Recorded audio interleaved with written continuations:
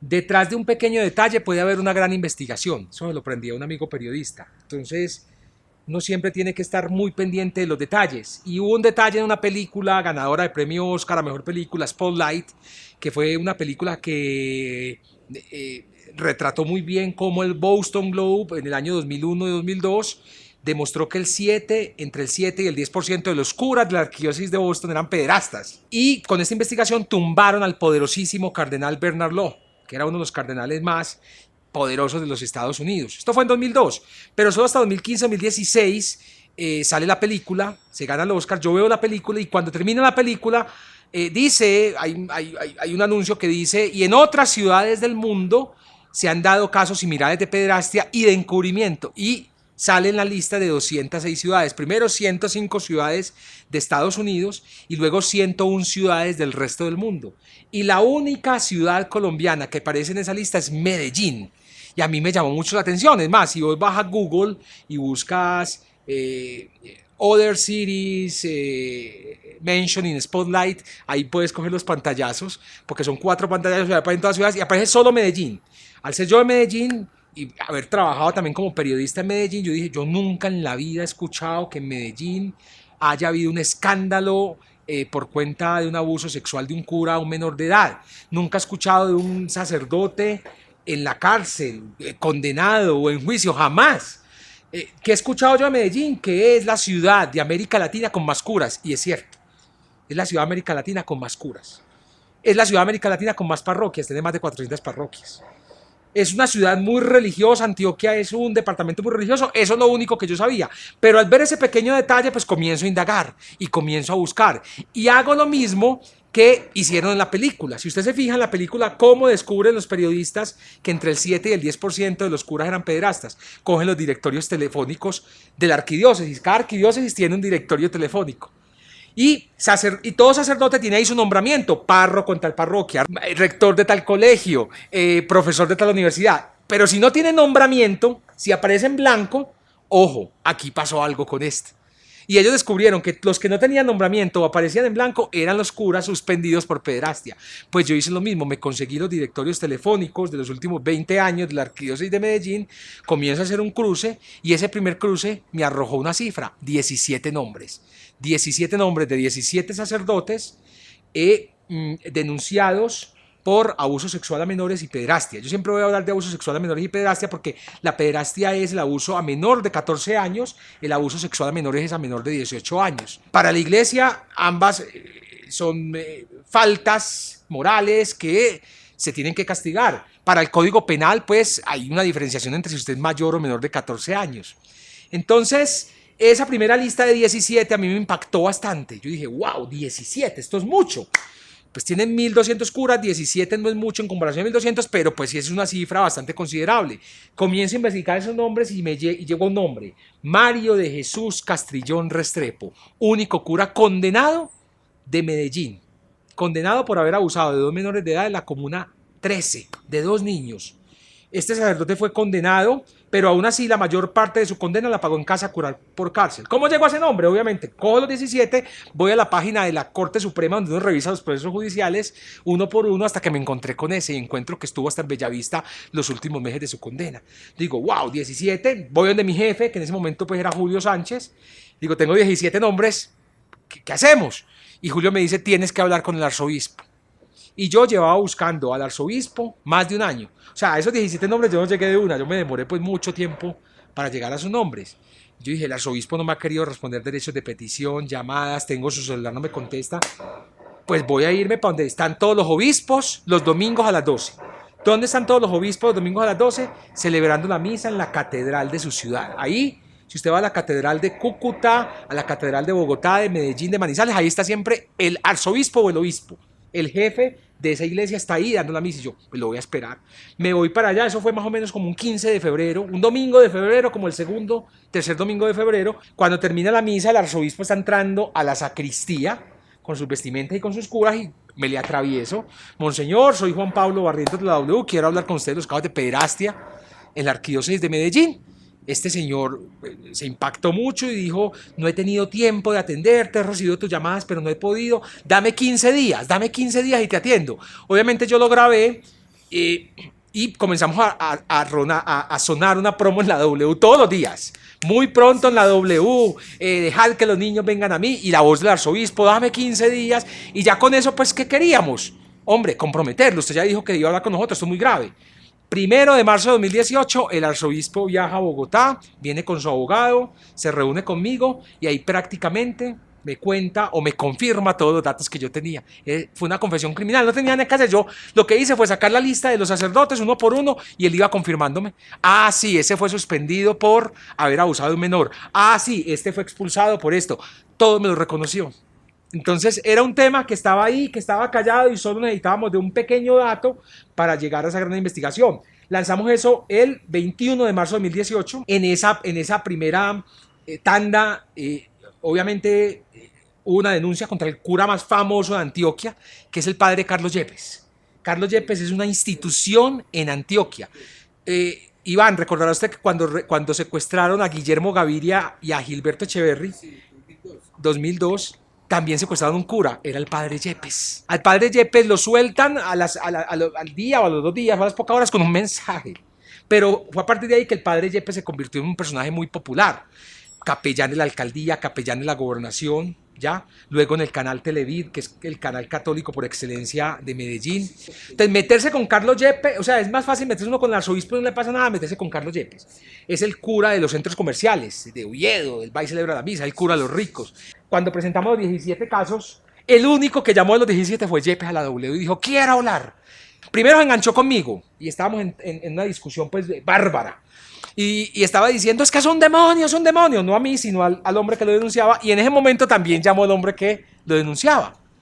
Y entonces Julio, que Julio es muy genio para eso, cuando el cura está diciendo, es que es un demonio, pues mucha atención, tenemos comunicación con el demonio. Hernán Morales, buenos días. Okay. Muy buenos días. Usted se ratifica. Y el tipo entró con taches arriba y ratificó toda la denuncia contra Yepes. Ya luego ellos dos se agarraron. Después de esto vinieron 50.000 firmas a favor de Yepes. Ojo, denuncié 17, pero la gente solo protestó por Yepes. 50.000 firmas, llegaron a Caracol en 6 cajas para que rectificáramos. Luego vinieron tutelas, derechos de petición primero, tutelas, todas las perdió. Llegué hasta el Tribunal Superior de Medellín, allí le gané todas las tutelas a Yepes, pero me impactó que haya denunciado de 17 y que la gente lo haya protestado por uno y es Yepes, y obviamente él al aire dijo, invito a toda mi gente a que comiencen a escribir en las redes, mejor dicho, fue como echarme a todo el mundo encima.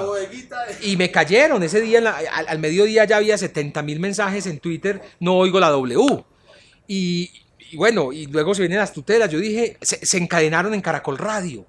A la semana siguiente unos católicos pidiendo que rectificar. Obviamente nunca rectificamos. Antes bien, comenzaron a llegar denuncias ya de todo el país. Y yo comencé a preparar la segunda parte de dejar que los niños vengan a mí. Y en esa segunda parte llegaron 2 denuncias más contra Carlos Yepes. Ya no era una, sino 3 denuncias. 3 hombres denuncian a Carlos Yepes por haber abusado sexualmente de ellos. De frente, sin miedo. Ellos no dijeron, no, aquí él sabe quién soy yo. Y ellos lo denunciaron. Y ahí sí, antes de esa segunda parte, antes de que saliera, Yepes sacó un video, se llama Alerta de una trampa, es maravilloso, porque él sale pues con una voz así angelical, dice Alerta de una trampa, un periodista conocido por sus posiciones radicales contra la iglesia publicará pronto, entonces ya le estaba preparando a su gente para lo que se venía, ¿no? Para las 9, porque yo también lo llamé, él nunca me contestó, entonces él ya sabía eso, entonces él preparó a su gente. Aún así, esa segunda parte de Dejar que los niños vengan a mí la presentamos el 25 y 26 de septiembre en 2 días y ahí presentamos 45 casos, ya de todo el país, pero 2 nuevos casos contra Yepes. A diferencia de la primera vez, no hubo marchas, no hubo firmas, no hubo mensajes en Twitter, no hubo nada, la cosa se quedó así. Pasa noviembre, recibo una llamada de Edgar Telles, a quien no conocía, me dice, quiero hablar contigo, y es cuando Edgar Telles me dice, no, queremos que hagas un libro con Planeta. A mí no me había ocurrido, entonces yo dije, bueno, listo. Ahí es donde nace, pues, dejar que los niños vengan a mí. Entonces es como toda la historia de dónde nace y cómo se dio su desarrollo desde la radio hasta la versión impresa en el libro. Llega por allá el 22 o 24 de octubre llega la primera tutela contra el libro, pero esa primera tutela perfecta. ¿Por qué digo yo perfecta? Porque yo creo, Iván, que los ciudadanos están en todo su derecho a interponer tutelas si sienten que sus derechos se han visto vulnerados. Y uno está en la obligación también de responder con todo respeto. A mí me han interpuesto muchas tutelas y yo las respondo sin problema. Esa digo que llegó bien fue porque el sacerdote presentó la tutela ante un juez, que cuando es una tutela contra un medio o contra un periodista tiene que ir a un juez del circuito. Ese es el juez de primera instancia. Entonces este cura lo hizo bien porque fue un juez del circuito. Y ese juez del circuito lo que hace es, sí, se acepta la tutela. Es decir, me notifican en la tutela, responde y ya, pero no le mete un venenito. Nada, simplemente aquí hay una acción de tutela, vamos a estudiarla. Entonces yo dije, pues hay una tutela normal, no digo nada. Al otro día, 25 de octubre, otra tutela, la segunda. Y esa segunda tutela ya venía envenenada porque decía... como medida provisional se tiene que retirar el libro de todas las librerías hasta que yo lo lea y decida si el libro puede ir a la librería. Decía el juez. Y yo dije, no, aquí se me cayó esto. Lo bueno fue que el juez la embarró porque me notifica a mí, pero no le notifica a Planeta. Me imagino que pensaba que yo le iba a reenviar el correo a Planeta, pero eso no se hace así. A uno lo tienen que notificar a su correo electrónico. Y más a Planeta como empresa, pues el juez lo tenía que haber notificado. Ya, nunca notificaron a Planeta. Solo a mí me dijeron, entonces yo le dije a Planeta, pero le dije, esperen hasta que lo notifique a usted, entonces el libro sigue. Pero el 27 eran elecciones regionales. Entonces yo dije, si cuento esto ya, se muere. Se muere porque la gente está concentrada en las elecciones. ¿Quién va a ser el alcalde, el gobernador? Entonces dije, no, papá. Hablé con la FLIP, hablé con De Justicia, lo ayudamos, pero saquemos esto de semana entrante. Frente a la medida provisional, pues no hay nada que cumplir porque no han notificado a Planeta. Entonces sigamos así. Sábado, domingo. Yo dije, el lunes tampoco podemos decir nada porque se muere. El lunes están hablando con todos los alcaldes y gobernadores que ganaron y con los que perdieron. Sí, el guayabo de la Guayabo. Pero ese lunes me llega la tercera tutela. Y esa tercera tutela también venía envenenada, porque en esa tutela el juez me estaba dando la orden de que en 4 horas tenía que revelarle la fuente del libro, la fuente de uno de los capítulos del libro. So pena de una sanción. Entonces, ahí sí nos preocupamos y dijimos, no, esto ya hay que sacarlo mañana. Entonces ya al martes 29 dijimos, pues tenemos que contarle al país pues, que aquí hay una clara censura, que hay 3 tutelas. Una tutela que está muy bien puesta, porque no, pues, el juez responsablemente la va a estudiar, pero hay 2 tutelas que atentan contra la libertad de prensa y la libertad de expresión. Un juez no es editor. Entonces no te tiene por qué decir a ti, yo leo el libro y después decido si el libro se vendió o no. Y un juez tampoco te puede obligar a ti a revelar las fuentes. Entonces, esto hay que contarlo. Y ese martes 29, pues conté en mis redes sociales. Ese día yo tenía una charla en De Justicia. Íbamos a hablar de un tema de acceso a información. Y ese día, pues, hubo un impacto en la opinión pública importante frente a la censura que se estaba imponiendo frente al libro. 3 jueces del oriente de Antioquia. Cuando ocurre esto al otro día, el miércoles 30, de inmediato el juez, uno de los jueces quita la medida provisional, dice listo, no, la retiro, me equivoqué. Y al otro día, el jueves, la otra juez dice, pues sí, también retiro lo de que me tenga que dar el nombre de su fuente. Muy chistosa la juez porque ella dice, si bien usted tiene la razón en todo lo que está diciendo, pues yo soy la juez y usted tendría que obedecerme a mí. Y ya, y el libro se disparó en ventas, porque yo creo que creo que la mejor publicidad para un libro o para una obra de televisión, de cine o para una canción es la censura. Punto. Esa es la mejor publicidad. Yo, la verdad, yo dije, este libro sí podría acarrear algunos problemas. Yo creo que van a venir algunas denuncias penales, creo que van a venir algunas tutelas. No me las esperaba tan pronto porque fue menos de un mes de que el libro estuviese al mercado. Sin duda fueron esas 3 acciones de tutela de estos 3 personajes que están o hacen parte del capítulo 5 del libro, las que dispararon el libro y les quisieron que el libro al menos estuviera como en la mente de la gente. O sea, que la gente sepa que hay un libro que se llama así, Dejar que los niños vengan a mí, que es un libro que habla de denuncias contra sacerdotes, ¿ya? Eso es maravilloso. Esa es la mejor publicidad que uno pudiese recibir. Yo encontré unos patrones muy interesantes. Entonces, primero, el sacerdote pederasta ataca al niño vulnerable, al niño pobre. Vos no vas a ver casi nunca una denuncia contra un niño de una familia estrato 5 o 6.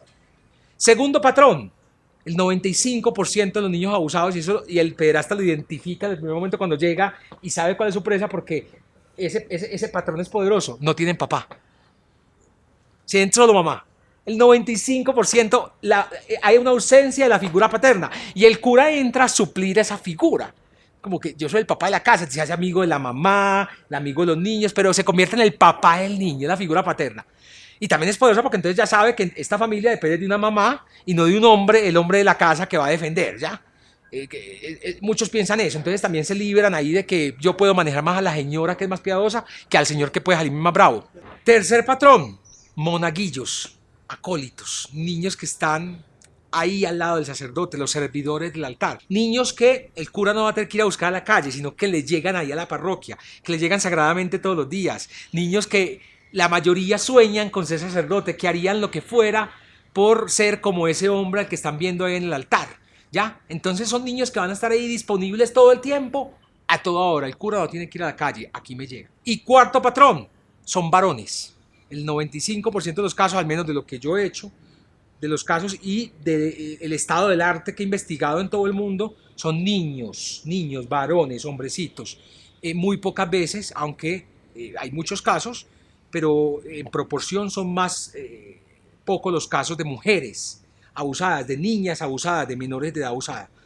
Entonces ese también es un patrón poderoso en esta investigación. Cuatro patrones: niños pobres, niños sin padre, niños que son monaguillos, servidores del altar, y niños varones, hombres. O sea, uno siempre encuentra los patrones de las víctimas porque las víctimas se acercan a denunciar y uno tiene largas entrevistas y conoce esa historia. Del cura uno no conoce absolutamente nada porque el cura se vuela, lo cambian para otra parroquia.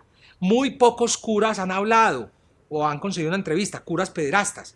Yo, por ejemplo, hace 2 semanas logré una entrevista por primera vez en toda esta investigación con un cura pederasta, que fue de aquí de Bogotá, que abusó de una niña de entre sus 10 y 15 años, a los 15 años la embarazó, pero él dice que era una relación de amor y que él estaba pendiente del calendario hasta que la niña cumpliera 14 años para poder declararle su amor, ¿ya? Hablé con él 2 horas y yo me quedé impresionado, o sea, porque el tipo lo contaba de la forma más natural, él creía que era normal y que lo que estaba contando, que la gente lo iba a entender. Él, en la entrevista me dijo varias veces, yo sé que la gente me va a entender porque es que el amor no tiene edad, ¿ya?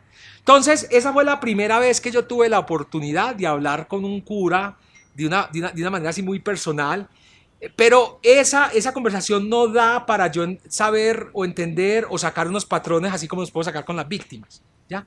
No lo tengo. Son sacerdotes católicos formados bajo la misma disciplina, bajo el mismo derecho canónico, bajo el mismo concordato, que el concordato es un tratado internacional entre Colombia y la Santa Sede firmado en 1973.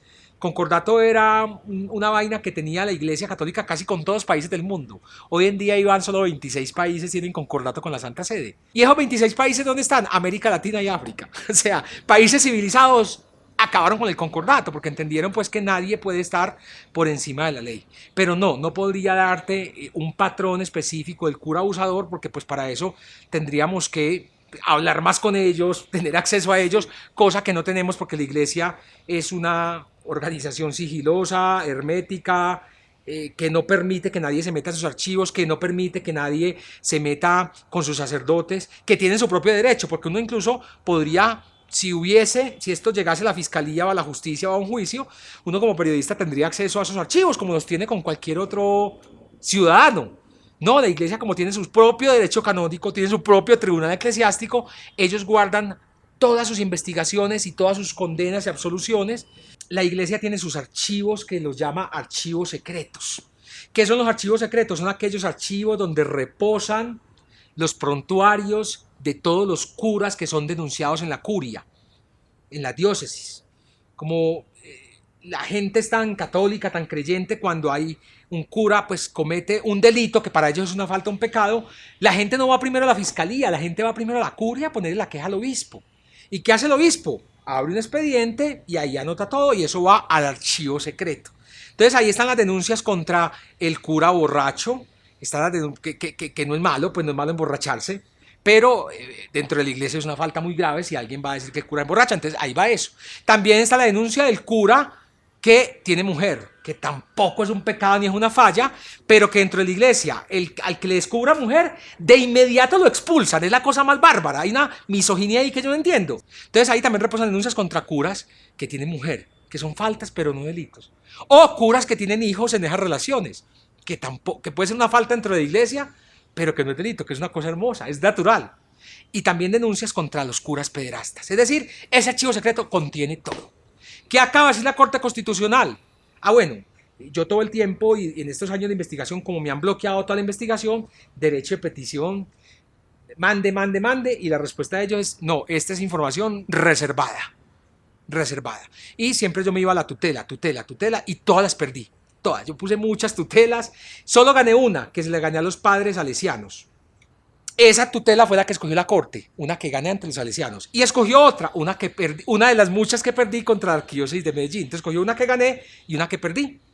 Y esa tutela llega a la oficina o al despacho del magistrado Carlos Bernal Pulido, que pues es el magistrado de cierta forma, el de los cristianos. Él llegó a la Corte apoyar. Sí, Santos se sintió traicionado incluso, pero él llega apoyado por Vivian Morales, por los sectores más conservadores y evangélicos, y está bien, pues normal. Entonces me sorprende que en la decisión que tomó la Corte Constitucional lo que dice es, no señores, no puede haber información reservada cuando estamos hablando de un interés superior, que es el de los niños. O sea, aquí el interés superior de los niños, la integridad de los niños, el cuidado de los niños está por encima de su privacidad y de su intimidad.